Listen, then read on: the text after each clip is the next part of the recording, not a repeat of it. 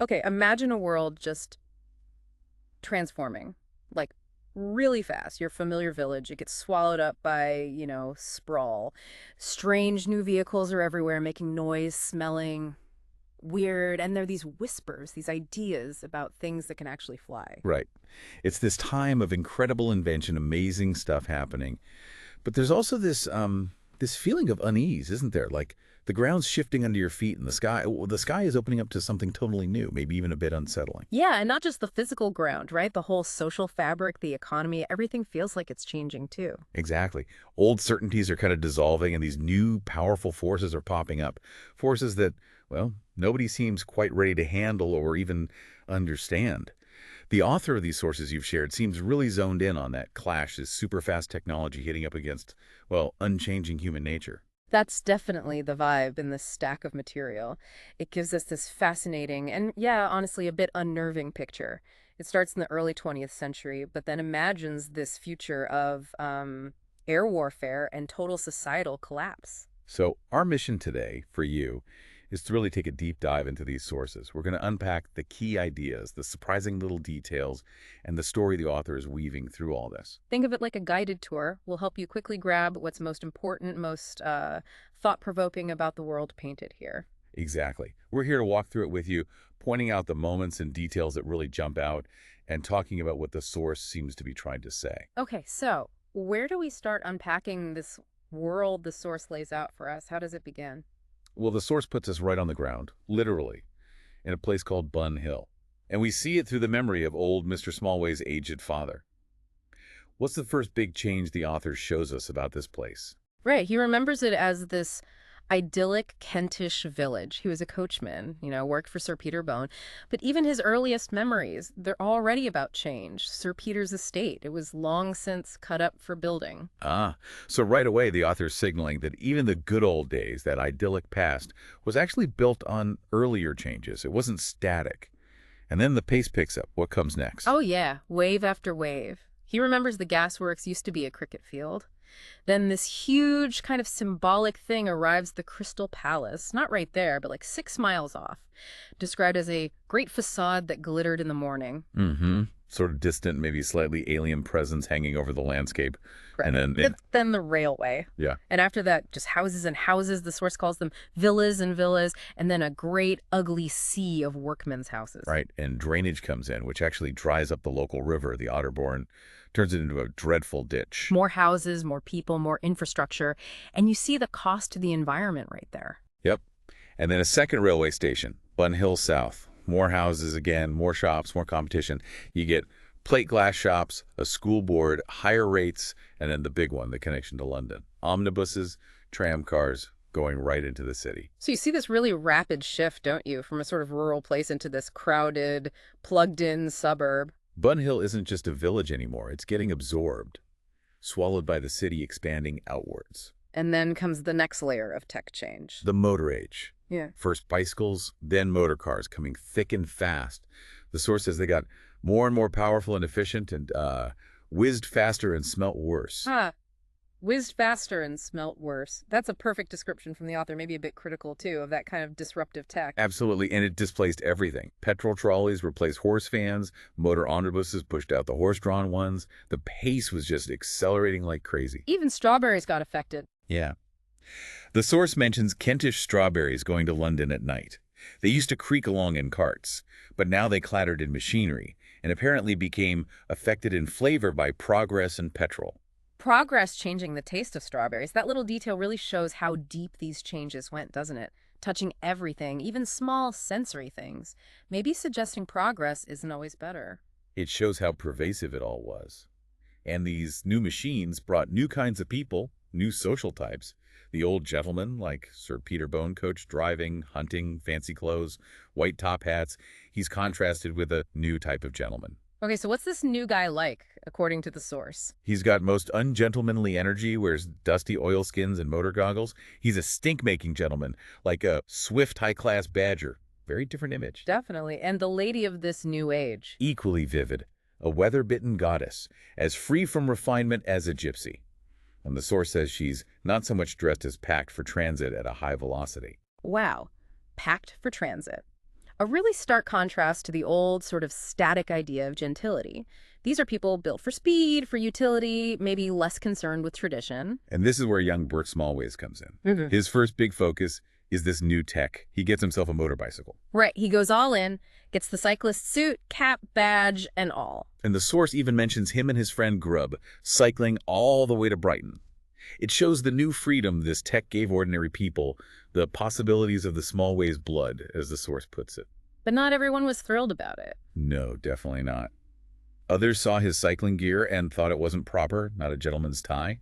His own sister, Jessica, disapproves of him, queering about and spending your money. So even right at the start, this new tech is causing social friction, bumping up against old ideas about class and how you should behave. When you think about the pace of change just described here, what's the author really getting at with this picture of Bun Hill? How fast did it all shift? It feels like decades, but the impact seems immense.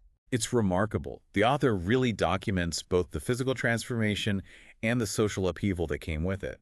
It suggests progress isn't gentle. It can be jarring and disruptive. Yeah.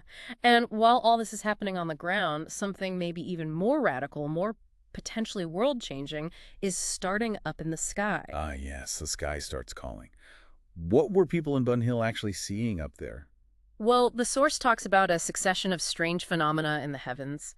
Things like cylinders, cones, pear-shaped monsters, and even this really striking object made of aluminium that glittered wonderfully. And Bert's friend Grubb immediately thinks war machine when he sees that shiny one. Yeah, it's interesting how quickly the idea of flight gets tangled up with military stuff, with anxiety, even before it's a common thing. It really did. Though at first, actual flying wasn't something you'd just see overhead. It was happening in private grounds or other enclosed places. Right. People were reading about it in the papers, the halfpenny newspapers, or seeing it in, like, cinematograph records, film clips. But the idea was spreading. There was this insistent feeling captured in that phrase, it's bound to come.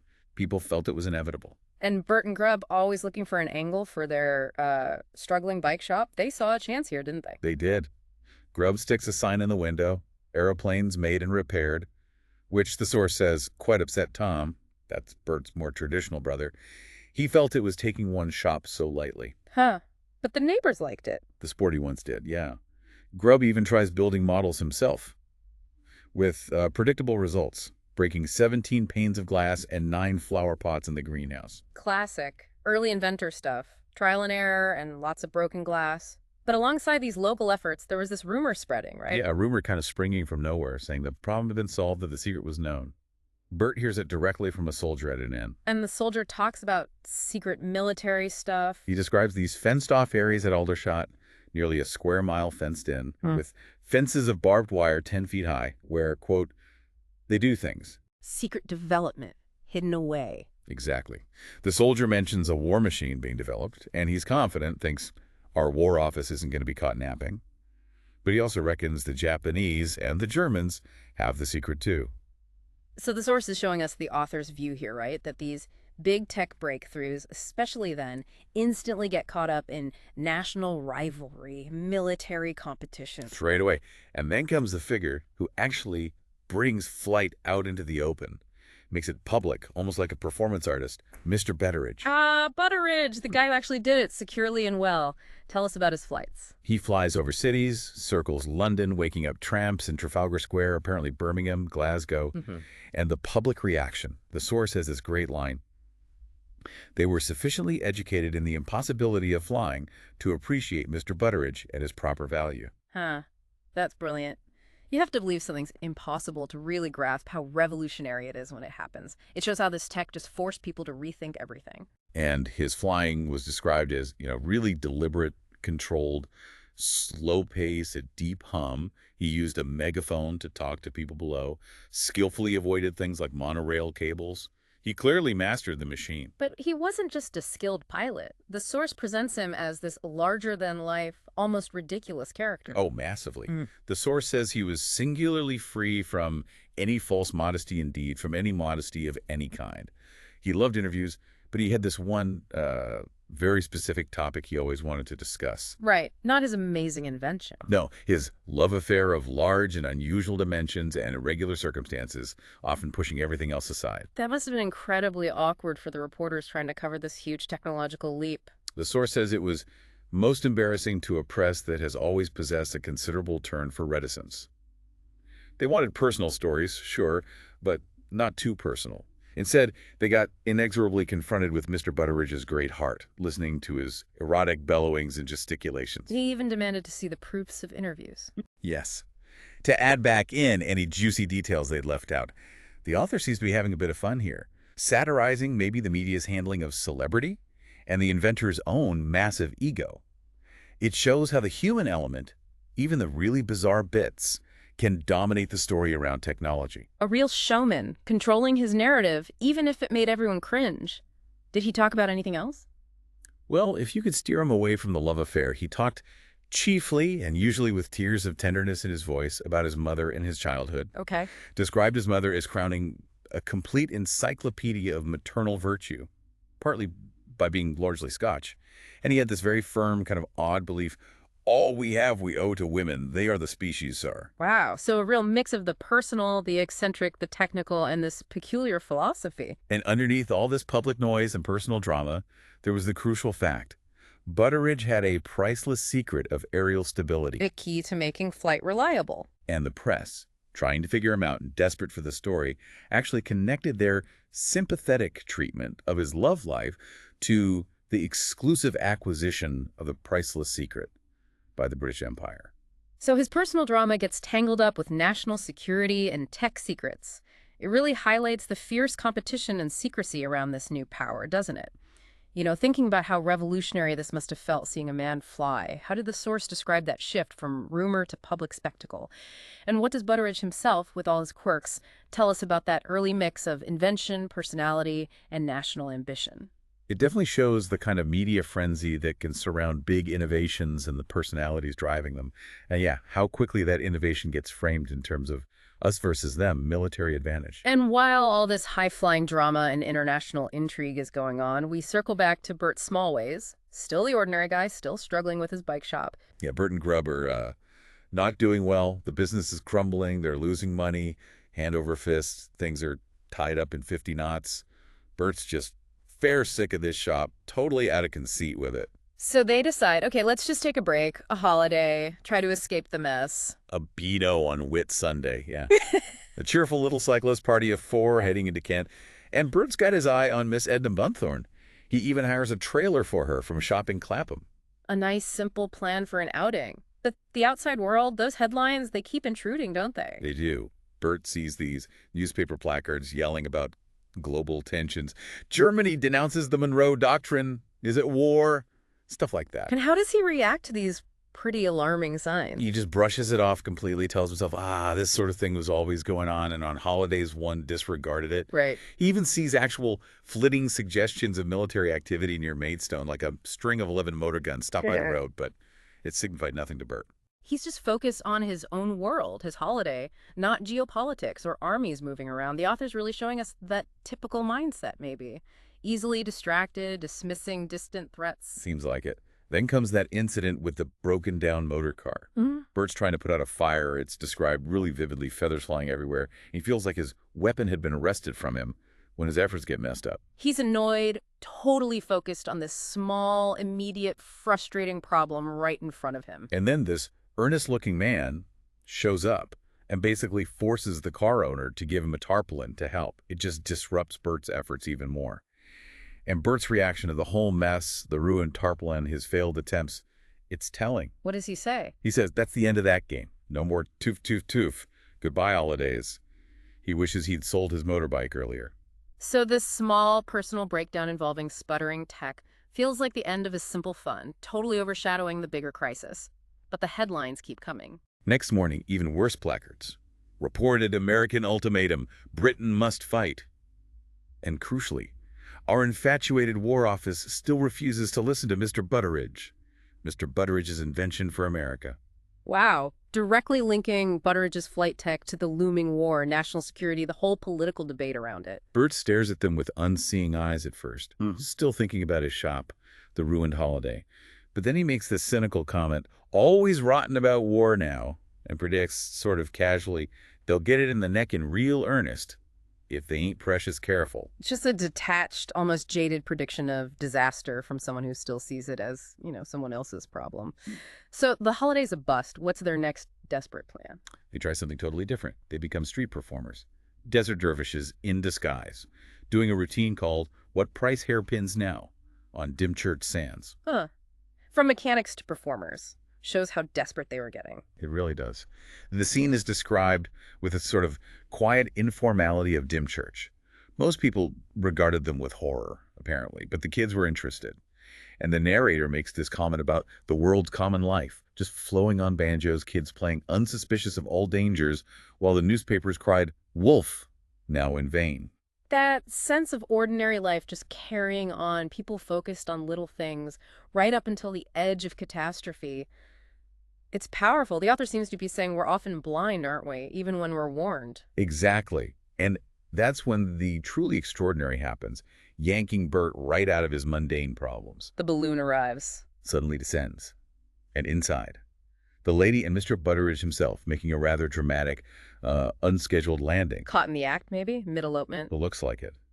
The source describes the lady large, blonde, fur coat, big floriferous hat, and an attitude of elaborate self-abandonment. Butteridge's voice is calm and loud. Then, just as they're near the ground, she suddenly cries out, "Alfred, save me!"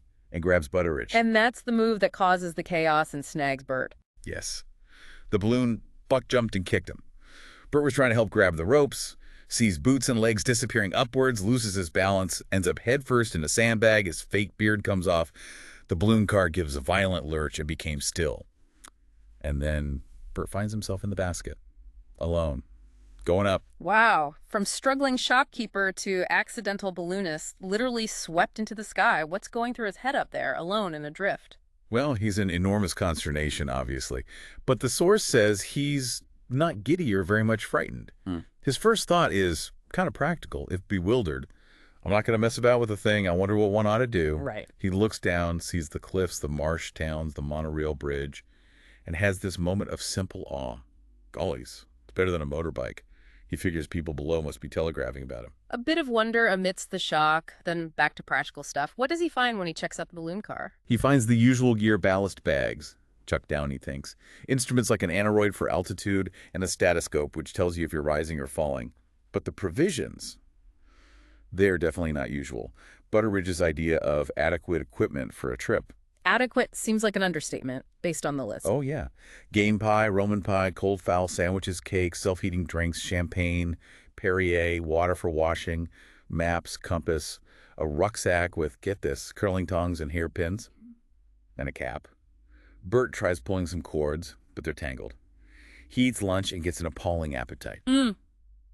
Even floating towards potential doom, the basic need for food kicks in, and then he finds something else, something really important, hinting at why Butteridge might have been fleeing. He notices this rustling sound in Butteridge's waistcoat lining. He decides to unpick it. And what does he find? The missing drawings of the lateral rotating planes on which the whole stability of the flying machine depended. The secret. The tech everyone was after just falls into Bert's lap. What does he do? He goes into intense meditation. Then, in this almost darkly funny moment, he chucks Butteridge's ripped waistcoat overboard. The source describes it landing with a contented flop upon the face of German tourist sleeping peacefully beside the Hohenweg near Wildbad.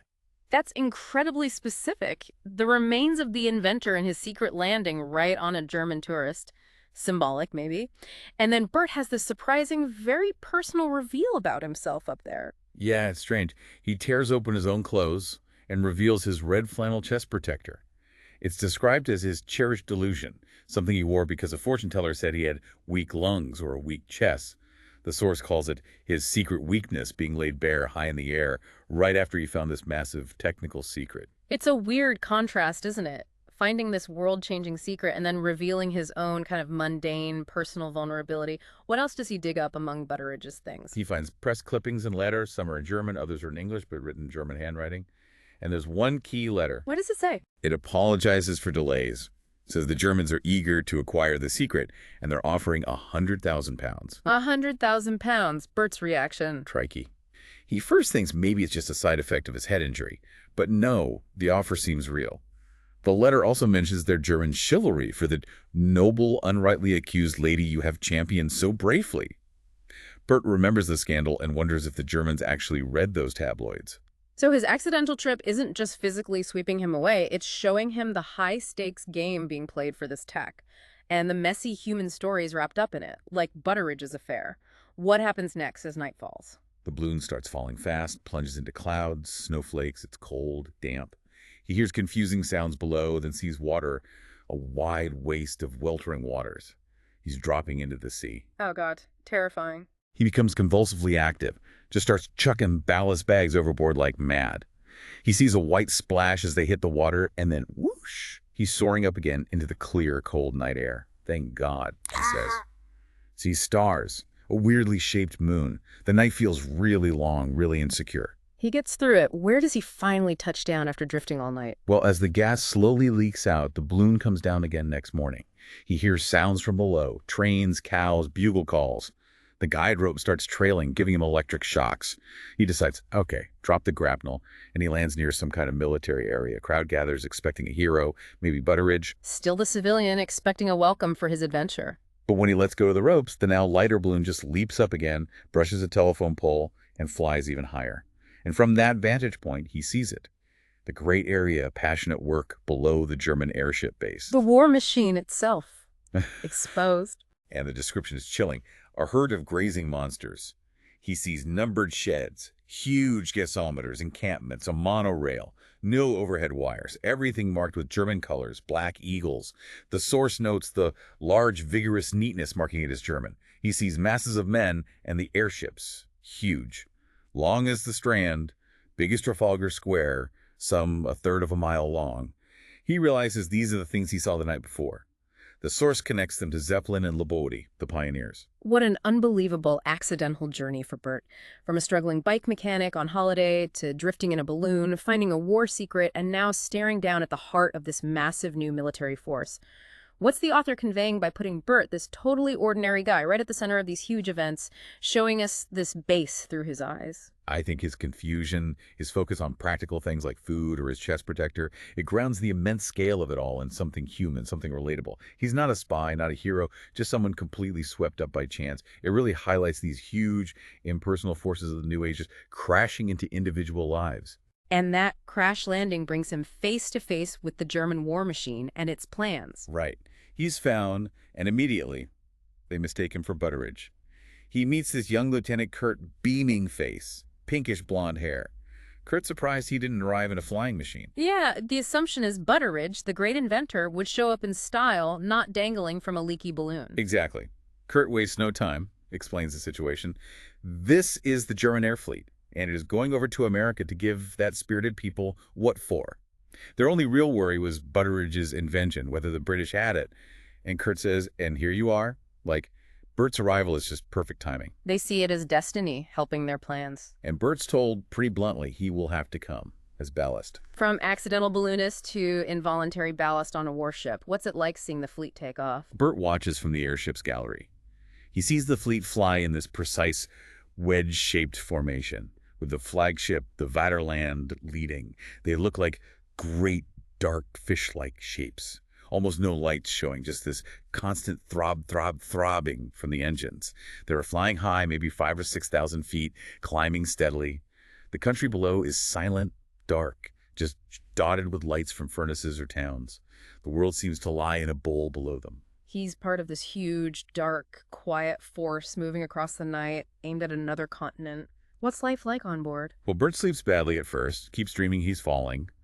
Later, he meets the secretary, described as having a brown and wrinkled face, and the offer is made officially, just like in the letter he found. The 100,000 pounds. Yep, for the secret of stability. Yeah. And they throw in the bit about German chivalry towards the lady Butteridge was championing. The offer from the letter is real, part of the whole strategic plan. Bert's reaction is still just crikey. He realizes, it's not really his secret, it's just a pickup on the road he stumbled on. And Kurt gives him a tour of the Vaterland. Yeah. Kurt's really proud of it, wants to show off this wonderful new weapon. He points out how light everything is, exhausted aluminium, hydrogen cushions, hydrogen bags used as partitions, even lightweight crockery. But where they need strength, they have this new, Charlottenburg alloy German steel, the toughest and most resistant metal in the world. The author's really showing off the advanced engineering here. Combining lightness and strength for these massive flying machines?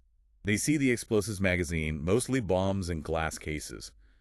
But interestingly, no guns at all for fighting other aircraft, just a small pom-pom gun forward for defense. Bert doesn't get to see the main engines, but he goes up to the lookout gallery, sees the telephone connection. And everywhere, that Black Eagle sprawling the symbol of German power stamped on this new tech. And from up there, heading out over the Atlantic, they get one last look down at England. Yeah, from 4,000 feet. Bert, being from Kent, looks down on the industrial north near Manchester, Liverpool, sees the ship canal, the Mersey. He sees this multitude of factories and chimneys, noting many look obsolete and smokeless now. Sees electric stations, old railway bridges, monorail networks, vast areas of dingy homes. And it strikes him as looking like parts of London Camberwell and Rotherhithe had run to seed, a landscape of decay and just function. Yeah, there's a lack of big civic buildings or churches visible from that height. It's all industry and housing, and the shadows of their own airships sweep across it like a hurrying shoal of fishes. It's like the author's giving us this new perspective on industrial civilization, functional, impersonal, maybe lacking soul. And somewhere along the line, Kurt figures out Bert isn't Butteridge. Yes, he starts calling him Smallways and says he's a bit of a fraud. Adds that Bert is jolly lucky the prince took it calmly. So they know he's not the inventor, but they keep him anyway. He's still ballast. You know, this whole vision of the German air fleet, its mission, the view from above. What does it reveal about the nature of this new warfare the source is describing? And how does the author use that high-up perspective to comment on the world below? It really portrays this new kind of power as detached, maybe, overwhelming, capable of moving these huge forces silently across the globe. And yeah, that view from above seems to make the complex world below look merely functional, like a collection of objects, not a place full of human life, perhaps foreshadowing the kind of detached destruction they're about to unleash. And that impersonal viewpoint is about to be applied directly to a battlefield from the air. Exactly. As they cross the Atlantic, Kurt explains the naval situation below. The U.S. fleet in the North Atlantic is weaker. It's split. The main force is out in the Pacific because they're worried about Asia, specifically Japan. Right. So the North Atlantic Squadron is smaller, refueling, spread thin, trying to protect the coast, and the Panama Canal, which is crucial for getting the Pacific fleet back. Meanwhile, the German fleet, 18 battleships plus support ships, is heading straight for New York. Yeah, they outnumber the Americans 2-1, and they're more modern, high-explosive engines built of Charlottenburg steel and Charlottenburg steel guns. The fleets clash before war is even declared. And the U.S. fleet's job, Kurt says, isn't victory. It's a delaying action. Just try to inflict such damage as to greatly weaken the attack upon the coast defenses. It's framed as a task of pure devotion. It sounds almost like a suicide mission for the Americans. Then dawn breaks, and Bert sees the battle unfold below. From the airship gallery, yeah. He sees the USS Susquehanna burning but still firing. German ships like the Bremen and Weimar are hit and moving away. The U.S. fleet, led by the Theodore Roosevelt, is just pounding them in succession. But Bert's view is kind of confusing, detached, high above it all. Totally. At first, he can't even tell which side is which. Just sees lines of ships chasing others. The sound isn't a distant rumble. It's sharp. Whack, whack, whack. He sees the ships in plan and curiously foreshortened. Their decks look empty, just little knots of men sheltered here and there. He sees the long, agitated noses of their big guns jetting thin, transparent flashes. It's a weirdly abstract view of a battle, almost like looking down on models. A strange, almost unreal perspective provided by this new height. He notices the ships look different too. The American ones, larger, graceful steam turbines. The German ships are lower, with this unwanted muttering roar from their explosive engines. He even sees a flying machine man hit the funnels of the big ironclad, showing how air power is already part of sea battles. So the spectacle is huge, technological, but the source quickly shifts from that grand scale to the immediate human cost and how Bert reacts. Right. Bert starts feeling anxious, hungry. Those basic needs clash with the horror unfolding below. He sees some sailors near recess, and then he discovers the body. A dead boy, killed by a bullet explicitly mentioned as coming from the Theodore Roosevelt. A direct personal casualty, a young life just ended. And then Prince Karl Albert arrives on the scene. He makes just a slight careless gesture towards the boy's body and tells the captain, "Dispose of that," then carries on his conversation cheerfully. That casual brutality, The inhuman detachment, starkly contrasted with the dead young man just lying there like something to be cleaned up. And this moment hits Bert hard. The image of helplessly drowning men from the battle mixes with the prince's lordly figure gesturing aside the dead body. The author shows us this is where Bert's understanding shifts. War is no longer some jolly, smashing, exciting affair. He knows it a little better now. He's seen too much killing. He says it flat out. With his dawning horror, I don't like it. I didn't know war was this sort of thing. I'm a civilian. He's just sickened by it all. So as they approach New York, Kurt is still excited, looking forward to seeing things, but Bert is quiet, just weighed down by what he's seen. You know, thinking about seeing war from this new angle, that detached view, the huge scale, but also the individual death and the callousness. How does it impact Bert? What's the source suggesting about really understanding war? It suggests that the true sickening reality isn't in the headlines or the strategy maps. It's in the individual human cost and the way it can just dehumanize people, even those in command. Bert's civilian shock, his sickness, really highlights how far removed that reality is from the detached military thinking and maybe the public's initial excitement. And that grim reality is about to escalate as they reach New York City itself. Yeah, there are some issues with wireless communication. Things aren't perfectly smooth, but the attack goes ahead. 5 airships descend on specific targets: the Navy Yard, City Hall, Wall Street Lower Broadway, the Brooklyn Bridge. They drop smoothly and rapidly to a safe proximity. And chaos breaks out below immediately. Cars stop. Lights go out across the city. City Hall refuses to surrender, becomes this center of intense emotion. Police are clearing crowds, warning, gonna be trouble. Soldiers, guns appear. The city flips rapidly from serene sunset and gaping admiration to a troubled and threatening twilight. The author shows the city just completely blindsided, unprepared for this attack from the sky. A fast slide from peace and wonder to fear and bracing for conflict. What happens next with the city's surrender? Well, the lights come back on across the city, and news vendors start shouting that New York has surrendered. An official surrender forced by the bombing. But the public reaction, as the source describes it, is instant and furious. From initial irresponsible detachment, it shifts to angry repudiation. People are shouting, "No, I am not defeated, this is a dream." Then comes swift American anger. "We have been betrayed." Orders pop up, crowds gather. Bert hears the city below humming like a hive of bees, of very angry bees. The newspapers capture the mood. We do not agree. A city just refusing to accept defeat, lashing out in anger, disbelief. What's Bert seeing from the airship as this uprising starts? From his porthole, the view's hazy, the airship's rolling a bit, streets below look wider, people are running, then standing still. He sees fires starting, illuminated black masses, the grotesque, swift onset of insatiable conflagrations, water jets trying to fight them. Flagpoles are bare, but there's a white sheet hanging over the Park Row buildings, a sign of surrender right amidst the defiance. From up there, he feels detached, disembodied, just watching ruling. But later, hovering over City Hall Park, the reality hits him. He understands the fires are offices, and the figures below are busy with the harvesting of the wounded and the dead. Oh, a chilling phrase. That detached view gives way to a horrifying grasp of the human cost. And while this is happening, a storm starts brewing around the airship.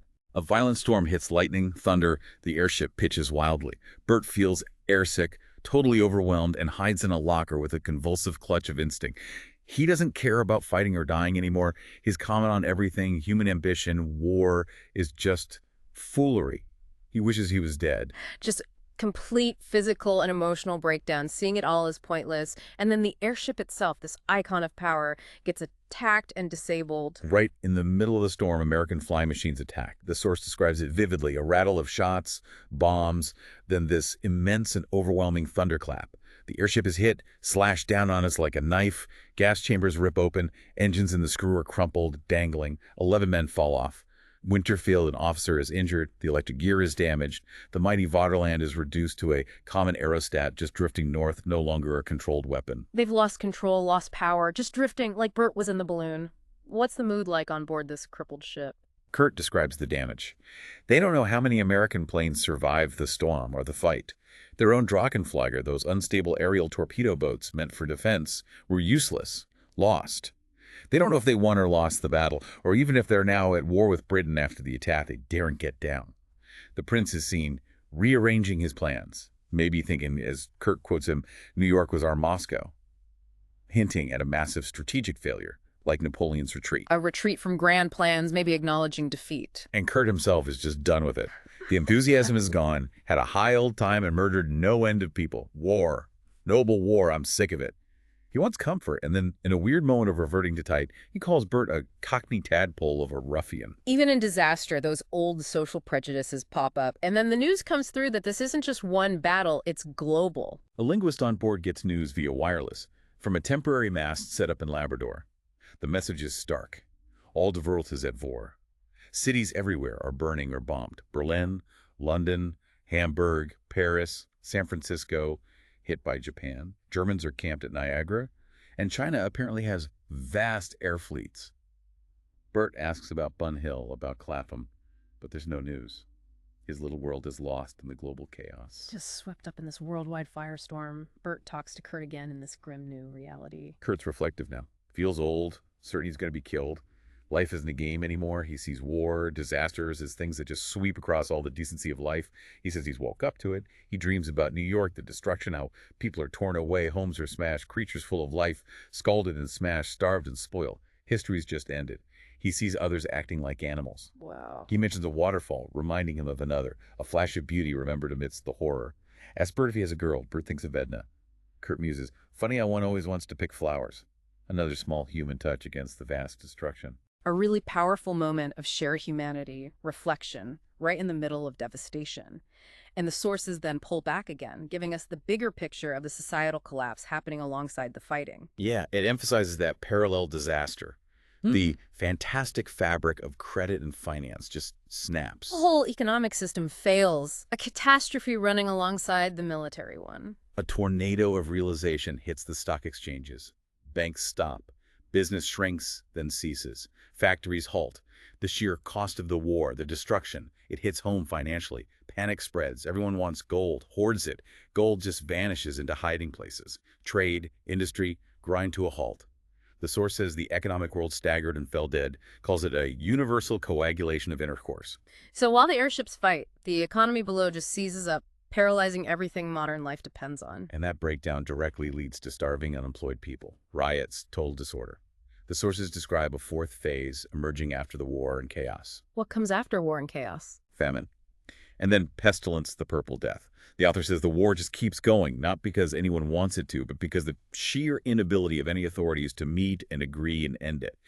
Governments shatter, lose all control. Patriotic groups try to step in, restore order, keep the skies clear, but the double effort trying to rebuild and fight just destroyed them. So as the advanced technology, the airships exhaust themselves, run out of resources. Anarchy, famine, and pestilence become triumphant below.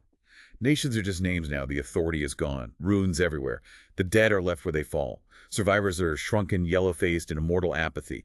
Robbers, vigilante groups, guerrilla bands, fanatic cults spring up. It's a universal dissolution, and it happens fast.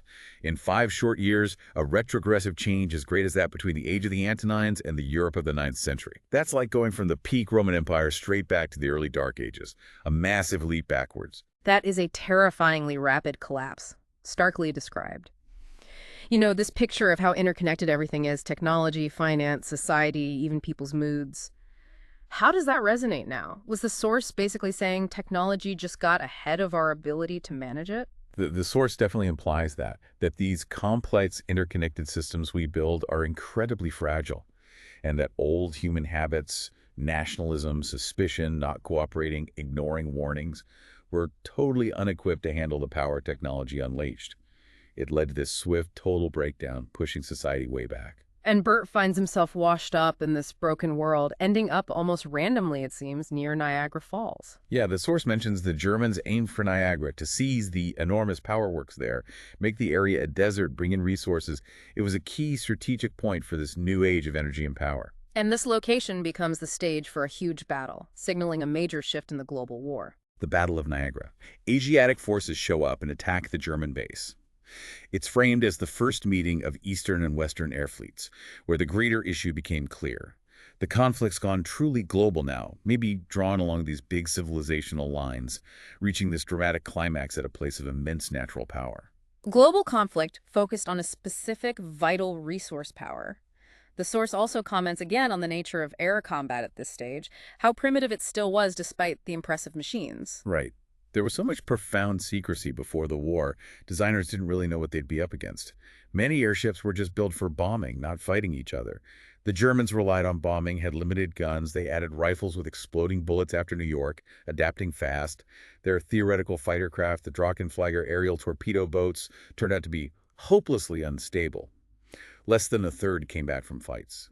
The reality of air combat was brutal, improvised. Unstable tech meeting a chaotic, unplanned reality, and Bert's view of this climactic battle. He ends up, after drifting somehow, right at Niagara, on Goat Island, near the falls. He's described as the only human being in sight there. An isolated figure, oddly dressed rubber boots, white cap, scarred forehead from his adventures. From the bridge, he sees the air fleets maneuvering way up high and the river churning below. Just a lone, bewildered witness to history from this unique, solitary spot.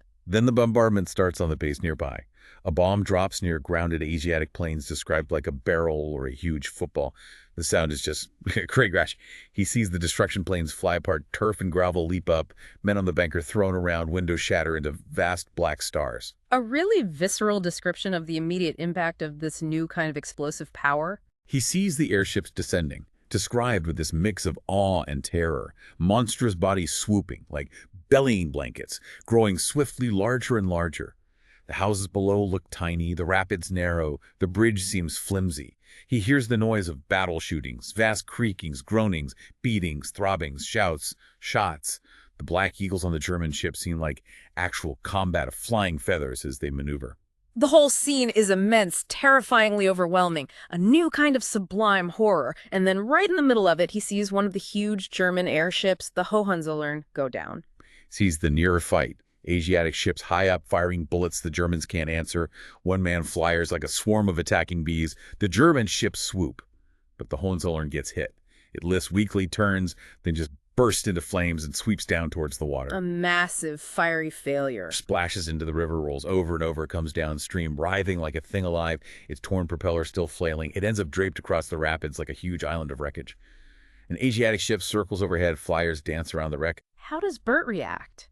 Seeing that ship destroyed, the one he was just on. Watching the Hohenzollern break apart, looking like a huge empty sack. It's more than just seeing a machine destroyed.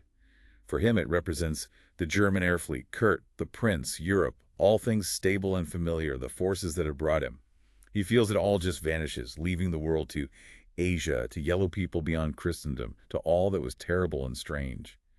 Feels like the symbolic end of his known world, giving way to a terrifying unknown future. The end of everything familiar, symbolized by that wreckage in the rapids. After the battle moves on, leaving silence. Everything's quiet on the island. Asiatic figures appear, put away their swords, look over the wreck. They wheel their little airplanes like men might wheel bicycles and flap off into the air. More Asiatic airships arrive. The fleet gathers again. Bert watches from behind a bush, feeling like a rabbit might watch a meat. They set fire to buildings, destroy the powerhouse, finishing their job. Yeah, you hear powerhouse detonations. The fleet gets organized, picks up its men, and sails off towards the sunset, heading for the great Asiatic rendezvous above the oil wells of Cleveland. They shrink, vanish.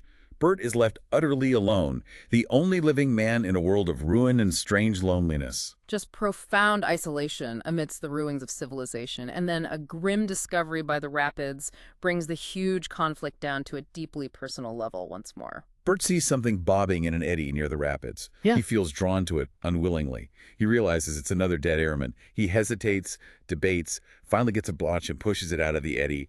As the body turns over. It's Kurt. Yes, described as white and dead and very calm, with his golden hair. The current starts taking him towards the main fall. Bert's reaction is just raw grief, immense distress. Kurt, I didn't mean to. Kurt, don't leave me here. Don't leave me. He cries out about the war, calls it this blarsted foolery of a war. He feels totally done with it, thinks the world is all rot. He remembers Kurt predicting he'd be killed, feeling it was like being certain. Realizes Kurt never gave him that letter, never told him the lady's name. Those small, unfinished human connections lost in the chaos. He feels torn away, like a plant tore up by the roots. And in that moment of personal shock and grief, he connects his own experience to all wars, all of history. Yeah, he has this realization, every war's been like this. The chaps have died in, people hadn't the sense to understand, hadn't the sense to feel it and stop it, thought war was fine. My God. It's this moment of just profound, heartbreaking clarity for Bert, seeing the universal senseless waste. This section, Bert finding Kurt's body, really hits home, doesn't it? Bringing the vast scale of the war right down to the personal. What's the source suggesting here about understanding war's true nature, compared to those earlier, more detached views? It strongly suggests the true, sickening reality isn't in the strategies or the spectacle, but in the individual human cost. The dead young man swept away by forces he barely grasped.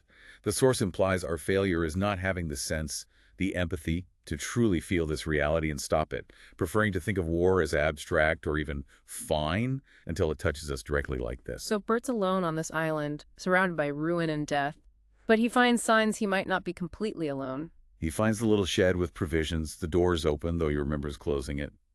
There are dirty plates, locker hinges unscrewed. Someone else has been there, also surviving. And that someone else appears. Prince Karl Albert and the bird-faced officer. They somehow survived the Hohenzollern crash, too. The prince, ever the pragmatist focused on his own survival, calls Bert by his real name, Smallways.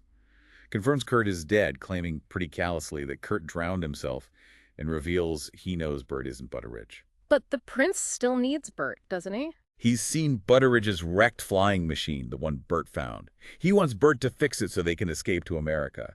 The prince actually blames Bert for the airship being lost, for throwing the grapnel earlier. And then he says, echoing how Bert got on the airship in the first place, that Bert is to come with them. As ballast, again. Bert must be furious, scared, but maybe also changed by everything he's been through. He finds a way to push back. He leaves the prince for a bit and finds a gun left behind a Chinese aeronaut's gun. A short rifle with a big cartridge using these oxygen-containing bullets. He checks it, reloads it. He's armed now in this lawless place. He's armed, but still deeply conflicted about actually using violence, isn't he? Totally. He finds that kitten again, Kitty, talks to it, shouts insults at the Germans from a distance, calls the prince a coward for surviving when his men died. But he admits to himself he wants to shoot them, yet finds the idea a quite horrible thing to do. His inconsistent civilization warred within him, the source says. Old morals versus brutal reality. But he decides he has to settle this business, tired of crawling. He decides to confront them up close. And the confrontation happens near the flying machine, the potential escape route. He finds the bird-faced officer asleep, wounded, leaning against a tree. Then the prince appears, shouting, raising his pistol and sword at Bert. And Bert, acting, as the source puts it, like an automaton, just pulls the trigger instinctively. Describe the effect of that oxygen bullet. The source is quite graphic. It is. A great flame spurted from the middle of the prince, a blinding flare, a thud like the firing of a gun, and something hot and wet struck Bert's face. Through the smoke and steam, he sees limbs and a collapsing burst body fling themselves to earth. Just shocking, instantaneous destruction. Bert is stunned. He doesn't even chase the bird-faced officer who runs off. He has no stomach for further killing. He goes back to the mangled prince, picks up the burst revolver, finds the kitten again, tells her, this ain't no place for you, takes her to the shed, finds more hidden food there. And then he reflects on what he's just done, a man who never expected to kill anyone. Can't believe he killed Prince Karl Albert. Notes his fortune teller only mentioned his weak chest. He says again, I don't like this killing, Kitty. He even wonders what to do about the injured officers starving somewhere on the island. Shows that even after that extreme violence, a bit of his old self remains. He acted violently, yes, but out of fear, instinct, survival in this broken world. It didn't completely erase his humanity. And then, in another twist of fate, he turns to the flying machine. He sits in Butteridge's machine, gun in his lap, looking at the levers. Pulls one, the wing clutch. The wings flap disconcertingly. The machine lurches towards the water. He struggles, manages to correct it, and then, unexpectedly, it lifts. He's rising above the rapids, terrified, described as clutching and convulsive and rigid, staring eyes, face pale as death, jerking to every jerk. He's accidentally flying, powered by the very tech he stumbled upon, the tech he holds the secret to. He goes straight up over the rapids, wondering how to turn, calms down a bit, gets really high, sees the ruined landscape below Buffalo, blackened scars, wonders how high he is, half a mile, sees people like ants, cars moving, even spots an Asiatic airship, but it doesn't notice his little struggling machine. Keeps going up. The world spreads out like a map. And he learns by doing, just fumbling with the controls. Finds another lever, disengages the wing clutch, tail goes up, wings go rigid. Suddenly he's gliding, swift and smooth and silent, but rapidly downwards.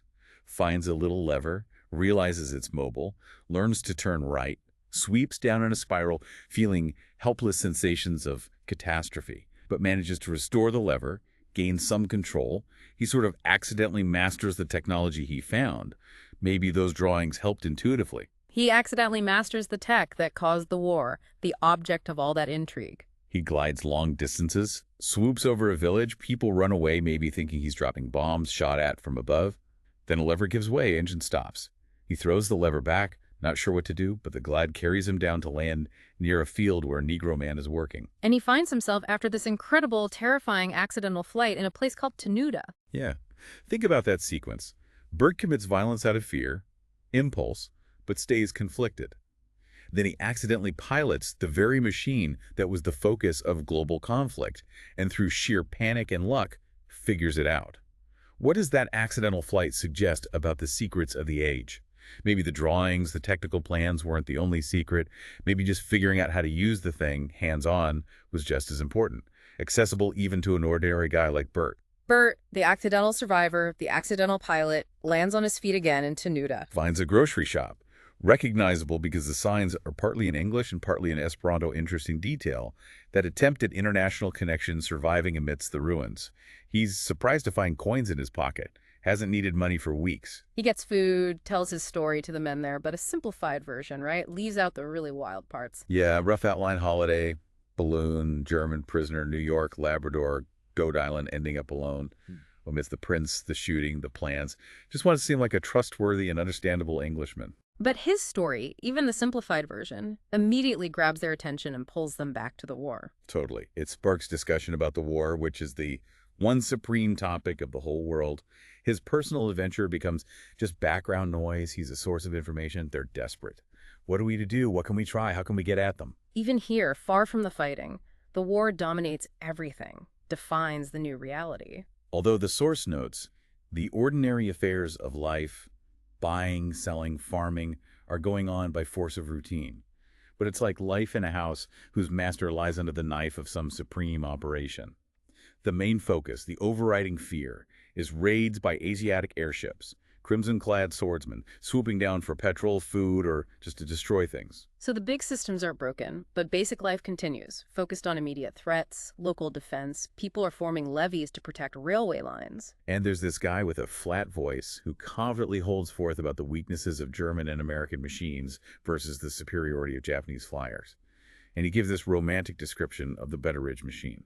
The very machine Bert just crashed, that catches Bert's ear. Yeah, Bert's smitten silent by a thought, connecting this idealized description to his own clumsy, terrifying experience. He just says, I see that. The man also mentions the strange irony of Butteridge's death, saying he died suddenly, very suddenly. Bert feels a little twinge of relief. Confirmation the real inventor is gone. Maybe his possession of the plans is secure. Confirmation Butteridge is out of the picture. And Bert's accidental possession of those plans suddenly becomes incredibly important here in this desperate situation. It does. Laurier, the shop owner described as masterful, wealthy, popular, president of the Tenuta Canning Corps, finds out Bert has the Butteridge machine plans. And Laurier knows the president is near Albany, trying to organize defense via telegraph, phones, while the Asiatics are trying to bomb his location, trying to take out the last bit of authority. Laurier gets it immediately. He sees the value of the plans Bert is carrying, the technical know-how to build stable flying machines. He tells Bert their upcoming ride to deliver these plans will count among the historical rides of the world. Bert carefully repacks his chest protector, now holding these vital documents. That chest protector. A symbol of his personal, maybe unfounded vulnerability, his secret weakness, now carries this huge military secret, a potential seed for rebuilding. So he spends a week riding east with Laurier. The journey is mostly just exhausting, showing how hard travel is now. Laurier is always inexorably ahead, making the decisions. They sometimes get through to the president, sometimes lose contact because the lines are down, but they just keep riding. Enduring hardships, a flat tire Bert has to ride on, saddle sores Laurier dismisses as unimportant compared to the mission. And the constant threat of Asiatic flying ships overhead, forcing them to hide again and again. They ride through areas hit by panic and destruction, and others strangely untouched, showing how patchy the collapse is. They spend a day in deserted, damaged Albany where wires were cut. Bert is just toiling after Laurier's indefatigable back, the determined survivor pulling him along. This section really shows how the war, even far away, has shattered the old world, created new dangers from the sky, and just dominates every thought, every decision. What did this source imply about the value of knowledge, those plans, in this collapsed reality? The plans, the technical knowledge become incredibly precious, potentially game-changing. In a world where complex systems are gone, knowing how to build or fix something advanced becomes real power. It's a potential seed for rebuilding, or at least effective defense.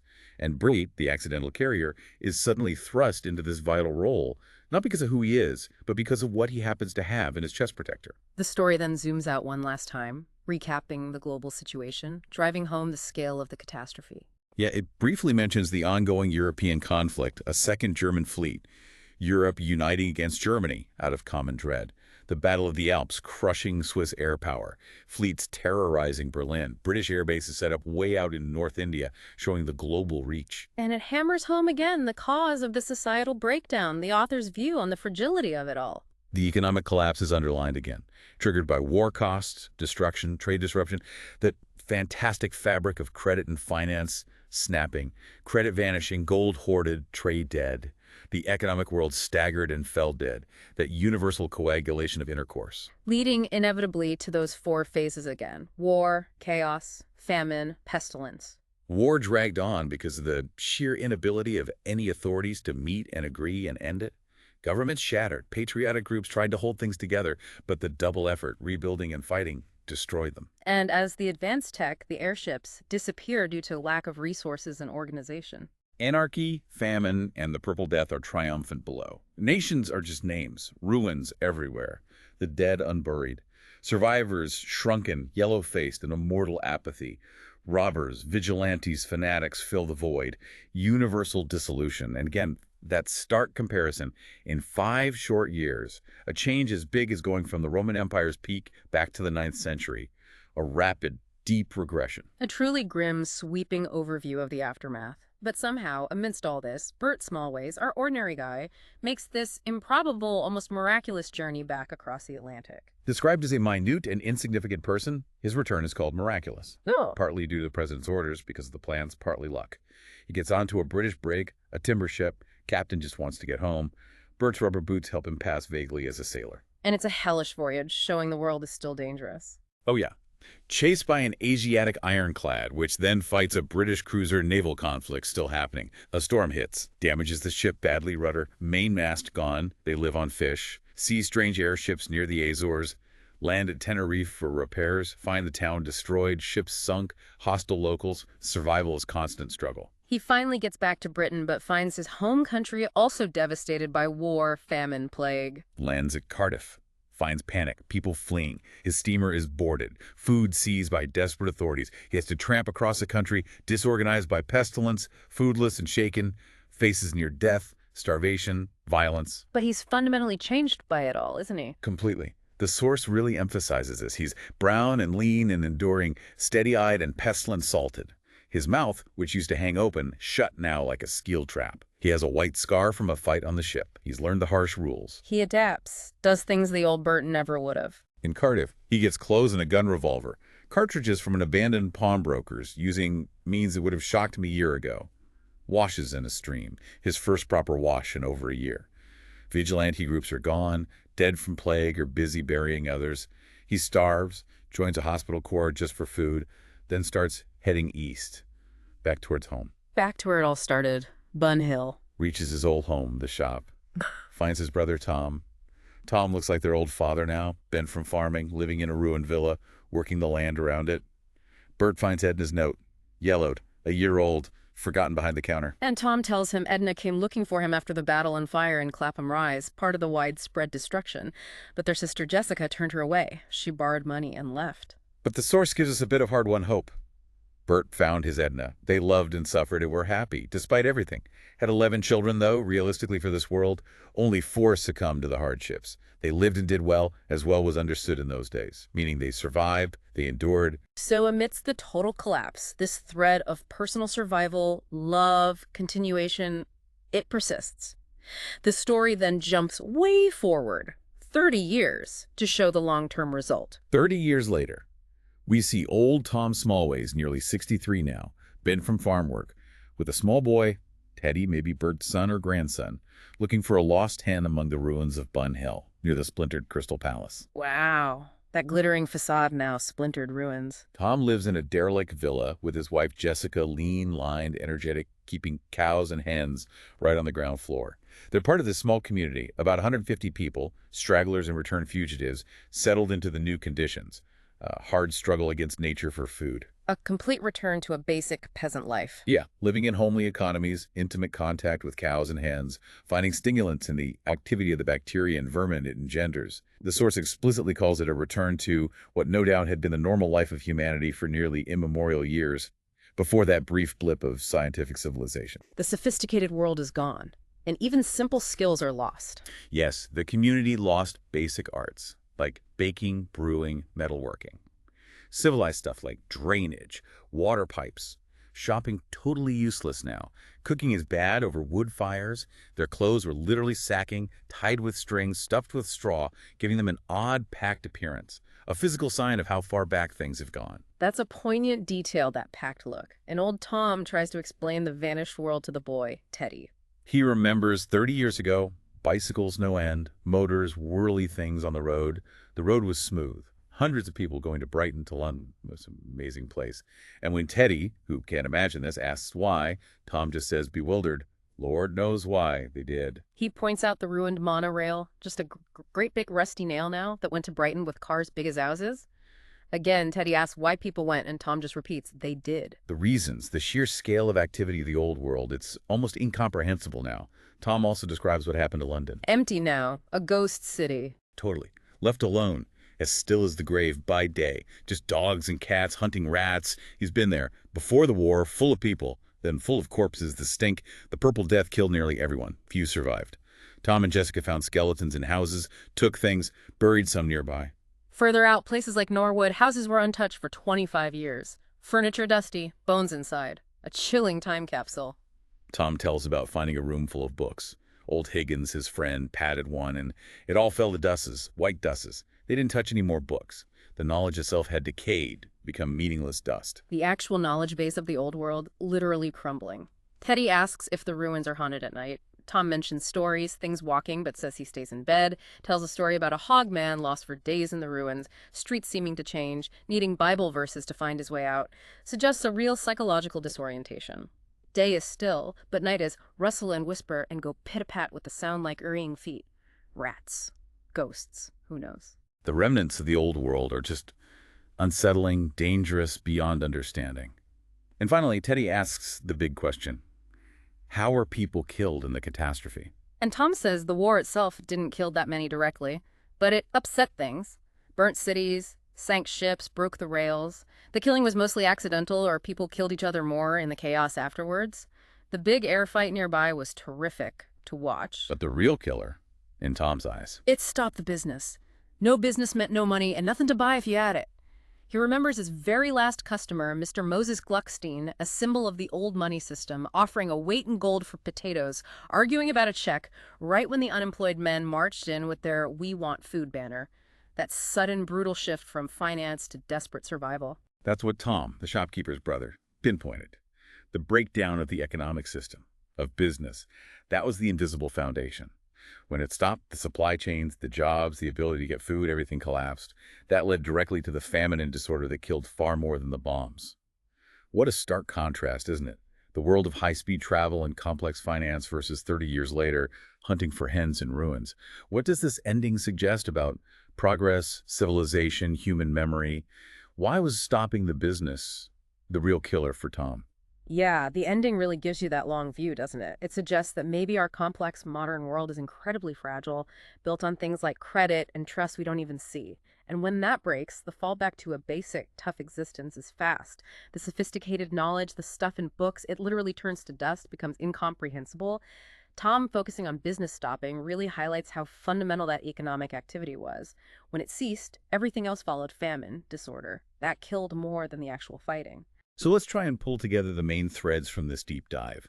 We saw a world changing at breakneck speed, didn't we? Technology transforming villages, opening the skies, but also getting tangled up immediately with national rivalry, military aims. Yeah, and we saw new kinds of war emerge. Airships, flying machines. We saw the detached view from above, but also the personal shock, the sickness when confronted with the reality, like Bert was, the casual brutality of it. And we definitely saw the surprising fragility of it all. Those interconnected systems, finance, trade, how quickly they unraveled, and how that collapse led to chaos, famine, disease, pushing civilization way back almost overnight. And through it all, we followed Bert Smallways, didn't we? The ordinary bloke caught in these huge events. His accidental journey kind of mirrors the whole collapse, but also shows that tough resilience needed to survive. He gets back to a simpler, harder life, but finds love, finds continuity with Edna. This story, written way back in the early 20th century, feels disturbingly relevant now, doesn't it? Does it give us insights into, the risks when technology maybe outpaces our politics or social structures? Or when we ignore warnings, fail to grasp the real cost of conflict? It absolutely raises those questions. The source seems to suggest that our old ways of thinking, nationalism, suspicion, not cooperating, brushing off warnings, focusing on abstract plans instead of human cost, when you combine that with powerful new tech, it's a recipe for disaster. The characters' reactions, dismissing warnings, feeling detached, being shocked by the reality, yeah, they feel chillingly familiar. Makes you think about the foundations of our own complex world, for sure. Yeah. And the source leaves us with this final, kind of provocative thought to chew on. Given how fast that highly complex world just collapsed, was the real problem the technology itself? Or was it, as the source hints over and over, something fundamentally unadapted, maybe fatally flawed in us, in man? The source talks about his old boundaries, old prejudices, heated, irascible stupidity. Was that the fatal flaw? Human nature just not keeping pace with what we create? Or is there maybe another lesson in Bert's story, a different kind of resilience? I mean, he survived the chaos, he accidentally figured out the tech, he found his way back to Edna, they endured, they raised a family in the ruins. Was the return to the manure, as the source puts it, the inevitable end if we don't get the balance right? Or is there something in us that can still find a way to love and suffer and survive, even after everything falls apart?